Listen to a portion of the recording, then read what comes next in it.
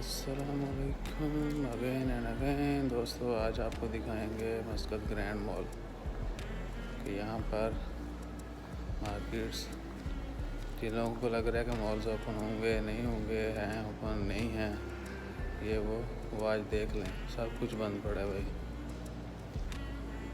कुछ नहीं।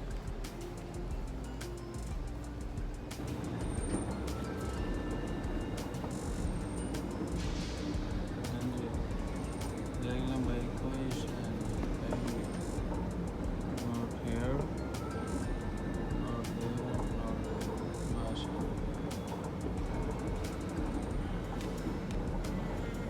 सब बंद पड़ा है, कोई से बंद है, माशा बंद है। ये देखिए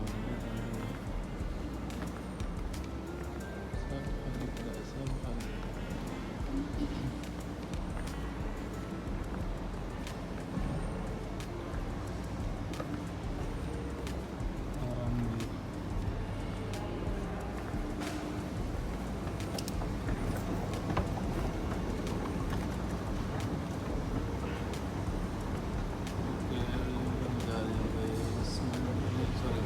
पार्किंग ग्राउंड होगा।